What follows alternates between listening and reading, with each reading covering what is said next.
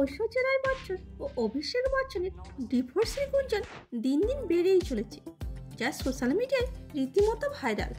আর এই নিয়ে যদিও ঐশ্বর্য রায় এখনও মুখ খোলেননি, তবে অভিষেক বচ্চন ও অমিতাভ বচ্চন সোশ্যাল মিডিয়ায় ডিভোর্সের গুঞ্জনের তীব্র নিন্দা করেন।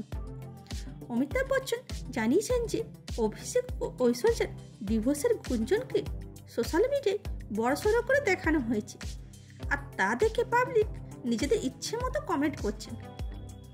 আর ইতিমধ্যেই অমিতাভ বচ্চনের ওয়াইফ জয়া বচ্চন মুম্বাইয়ের গলিতে একা একা ঘুরতে দেখা গেছে।